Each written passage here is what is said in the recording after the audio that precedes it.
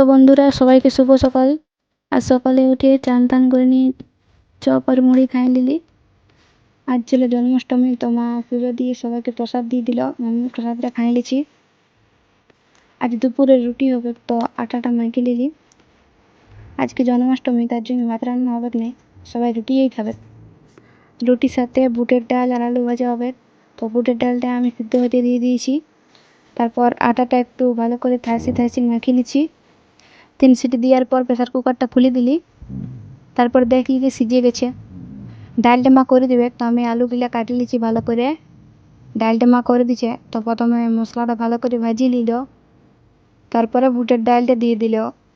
ডালটা একদিকে ফুটছে আর একদিকে আলু ভাজাটা হচ্ছে। আলু ভাজাটা ডালটা মা রান্না করে দিছে। আর এখানে দেখো ভাই কি করছে। আলু ভাজার তলটা একটা ব্যাঙ ঢুকে আছে, তো ওই ব্যাঙটা বার করছে। কখন থেকে চেষ্টা করছি, পাচ্ছেই নাই। রান্না কমপ্লিট হওয়ার পর সবাইকে খেতে দিয়ে আমিও খেতে বসে গেলি। তারপরে বিকালে ছাদে গেছিলি রিলস বানাতে। আকাশটা দারুণ দেখাচ্ছিল। সন্ধ্যাবেলায় এসে নিয়ে চানাচুর মুড়ি আর চা নাস্তা করে নিলি। তারপরে একটু টিভি দেখার পরে আটাটা মাখিয়ে নিলি। তারপরে লুই করে বেলতে লেগে গেলি। মা একদিকে সেঁকছে। রান্না হয়ে যাওয়ার পর সবাইকে খেতে দিয়ে আমিও খেতে বসে গেলি। মায়ের আজ উপাস ছিল, তো মা কিছু খায় নাই, আমরাই খালি। তো বন্ধুরা দেখা হচ্ছে পরের ব্লগে। টাটা।